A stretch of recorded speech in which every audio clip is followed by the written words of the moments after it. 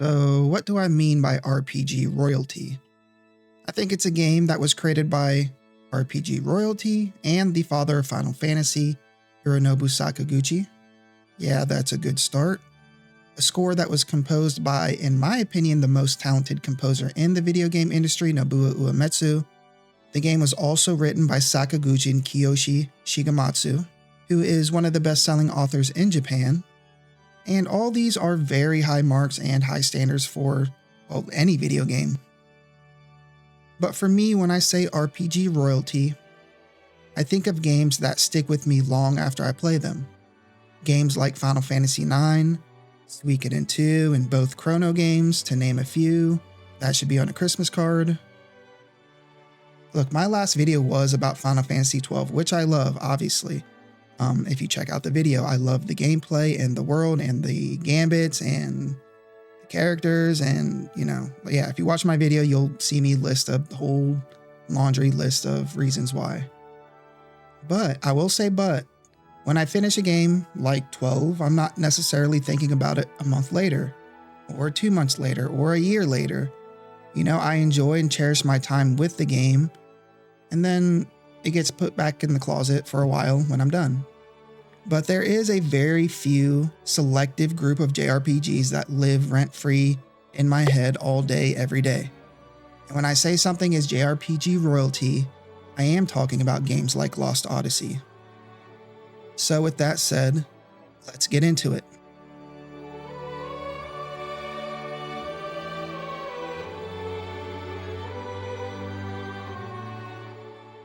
First off, I will acknowledge that this game didn't get the most amazing reviews. It's a solid 78 on Metacritic, but fans gave it an 84. So, it wasn't blowing anyone's hair back, but it wasn't awful, right? I mean, it did blow my hair back, but I'm just one guy. I can hardly speak for the community at large.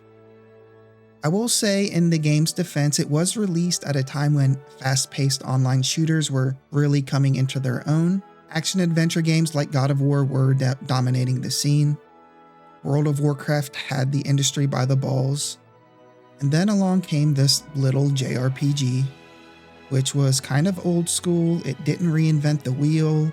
It didn't usher in a new era of gaming or new style of gaming. It was just like one of these old pizza places, the ones that use the brick oven and the homemade mozzarella, and they've been stewing the marinara sauce since 4 a.m. Yeah, they aren't the new kids on the block. They aren't winning any Michelin stars anytime soon, but they do things, according to their old ways, and what they do to perfection. And everyone in their neighborhood kind of knows them like family. Their standards are as high as any 3 Michelin star restaurant, or in Lost Odyssey's case, any AAA studio. That's about the best analogy I can think of at this particular time. And that is the way I see Lost Odyssey. Mistwalker took an old school proven formula, perfected it to a T.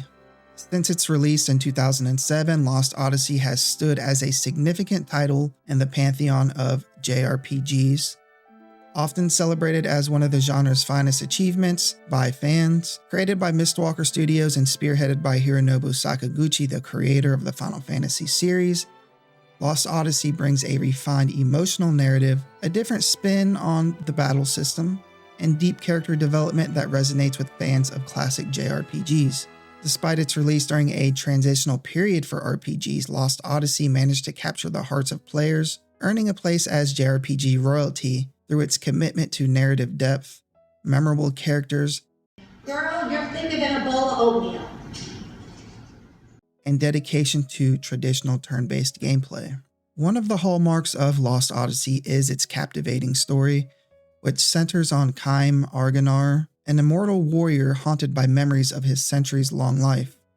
Unlike many JRPGs that focus on the high-energy spectacle of good versus evil, Lost Odyssey delves deeply into themes of loss, memory, and human connection. Kaim's story is brought to life through dream sequences that detail his experiences over 1,000 years, penned by Japanese novelist Kiyoshi Shigematsu. These, quote-unquote, 1,000 years of dreams sequences add a literary layer to the game, immersing players in Kaim's reflections and traumas, which resonate with universal feelings of love, loss, and endurance. This approach to storytelling pushes the boundaries of what a JRPG can achieve in terms of emotional depth, positioning Lost Odyssey as a mature narrative experience. Right off the bat, this is probably my favorite aspect of Lost Odyssey. I'd have to think about it. But all these stories, which, you have to read, they're all beautifully written short stories accompanied by, beautiful piano pieces. If you ever need some material to watch before bedtime, just pop these on. Just look up, 1,000 Years of Dreams, Lost Odyssey, and you'll get a whole playlist of them.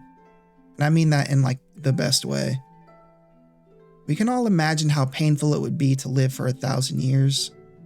The loss you will inevitably experience, along with chaos and heartbreak, the whole range of people you would meet, and the moments of beauty and self-reflection are all gorgeously written and presented within these 1,000 Years of Dreams sequences. Also, I want to say I wrote this after I watched Frieren, and so I think there is a lot of parallels between Keim and Frieren, and when I think about it, maybe for some reason those types of stories resonate with me personally, because Frieren is my favorite anime. So, in an era where many RPGs were beginning to adopt more action-oriented combat, Lost Odyssey held firm to a turn-based battle system that recalls the golden age of JRPGs, appealing to longtime fans of the genre. However, the game refines this traditional format with its aim ring system, adding a timing-based component that requires players to perform actions with precision to enhance the effectiveness of attacks. This element provides a sense of engagement and immediacy while respecting the classic strategic pace of turn-based combat. Additionally, the game introduces the concept of immortals and mortals on the battlefield, creating an interesting dynamic where immortal players can learn abilities from the mortals, fostering a symbiotic relationship that requires players to carefully plan party compositions and skills for maximum efficiency.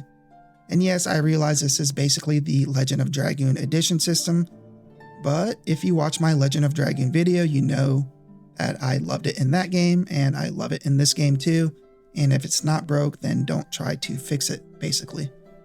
Sakaguchi's vision for Lost Odyssey is masterfully brought to life by the art direction of Final Fantasy vet, please don't fuck this up, Takahiko Inui, and a score by legendary composer Nobuo Uematsu, which I already said. Inui's art direction is grounded in a detailed and realistic approach, contrasting beautifully with the game's high fantasy elements. The visual style creates a world that feels tangible and grounded, drawing players into its unique mix of medieval and industrial influences. Uematsu's soundtrack complements this visual depth with a range of compositions that underscore the game's emotional peaks, from thrilling battle themes to hauntingly beautiful pieces that accompany Keim's memories. Together, these elements build an atmosphere that feels both distinctive and immersive, a world with depth and history that players can truly inhabit. And look, I want to talk about a very special part of just video games in general to me, and that is the music. I'm a huge music guy. No, I can't make music. I just appreciate music, especially in video games and, movies and stuff, but especially video games. I think music is such an underrated aspect of game development and can really, truly steer the tone of a video game. Even Todd Howard said that he does the music for their games first because they want to establish a tone around which they build the rest of the game. And, I love that philosophy, because I think music can really make or break a game without players even realizing it. Who's laughing now? Yes, I was in the chess club. Now, I doubt Mistwalker did, the same for that game, Lost Odyssey. I doubt they did the music first, to set the tone. But what I'm trying to say is I appreciate and love video game music, and this next section is me just elaborating on that. The music of Lost Odyssey, composed by legendary Nobuo Uematsu, is an integral part of the game's emotional and immersive experience. Known for his iconic work on the Final Fantasy series, Uematsu brought his masterful touch to Lost Odyssey, creating a soundtrack that captures the game's central themes of memory, loss, and the passage of time. The music in Lost Odyssey is more than mere background noise. It's a narrative device that enhances the player's journey, allowing them to connect deeply with the game's characters and storyline. I don't know if it's Uematsu or Uematsu, so I'm sorry. Uematsu's compositions for Lost Odyssey range from hauntingly introspective pieces to triumphant epic themes, reflecting the game's emotional complexity. One standout piece is the main theme, which introduces the game with a melancholic piano melody that evolves into a sweeping orchestral arrangement.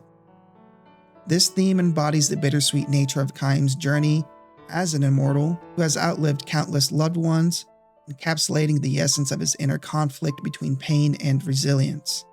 The recurring melody resurfaces throughout the game, giving continuity to Kaim's story and reinforcing the player's emotional connection to his character.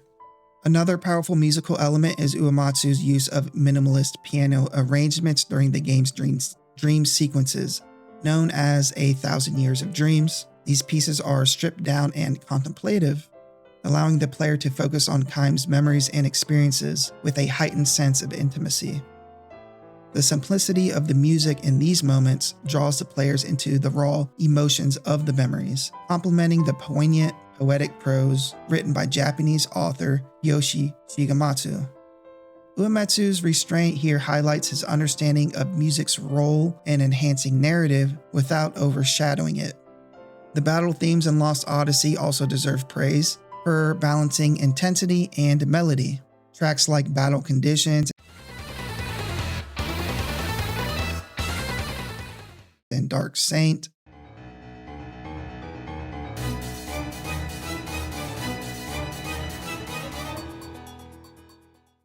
are driven by powerful orchestral arrangements that elevate combat encounters, bringing urgency and grandeur to each fight. Uematsu's ability to craft memorable melodies and high-stakes scenes helps sustain the game's sense of drama and adventure, reminding players of the stakes involved in Kaim's quest. The music of Lost Odyssey is a key component of the game's artistic success, in my opinion. Through his compositions, Uematsu deepens the emotional resonance in Kaim's journey, making each scene and memory more impactful. His work on Lost Odyssey demonstrates not only his versatility as a composer, but also his understanding of music's power to transform a narrative experience. In this way, the soundtrack of Lost Odyssey stands as one of the game's most memorable aspects. The game is further elevated by its well-rounded cast, each character dealing with their own struggles and growth arcs. Jansen, who starts off as a comic relief character, might initially appear shallow, yet he evolves into a vital and sympathetic character over the course of the game. Seth, another immortal, is full of life and embodies the strength and will that balances out Kaim's melancholy. Lost Odyssey explores adult themes such as family, mortality, regret, and the impact of memory, which sets it apart from many JRPGs that focus on younger protagonists and simpler conflicts. That is a little bit of a generalization. I don't think this game only appeals to older, more mature players. I think anybody who plays it can get something from it. But in a generality, yes, I think an older audience might get a little bit more out of the game than younger players, but that's really just, it might be a little pretentious to even say that, but I wrote it and, that's just my thoughts. The maturity of its themes and depth of character development have resonated with some older audiences who crave stories that reflect the complexities of real-life relationships and emotional growth. Though Lost Odyssey wasn't a universal commercial success, its impact on JRPGs and its dedicated fan base demonstrate its lasting influence. By staying true to traditional mechanics and embracing a mature narrative, it resonated with fans who felt alienated by the genre's shift towards faster, action-oriented gameplay. Which, by the way, I'm not against. I know a lot of my videos are about these 2D turn-based JRPGs, which, might as well be a meme at this point because I say it so much, but I love the Tales games. Tales of Symphonia is one of my favorite RPGs. Are there any other Tales fans here? Let me know. But anyways, Lost Odyssey not only honored the legacy of classic JRPGs, but also challenged the genre to explore more profound, introspective storytelling. It has since become a cult classic, remembered as one of the last great turn-based JRPGs to capture the magic of the genre's golden age. In the end, Lost Odyssey is a testament to the enduring power of classic JRPGs. By blending traditional gameplay with an ambitious and heartfelt narrative, it transcends its genre's limitations and becomes an experience that resonates with players on a deeply personal level. Its mature storytelling, memorable characters, and strategic combat solidify its place as JRPG royalty.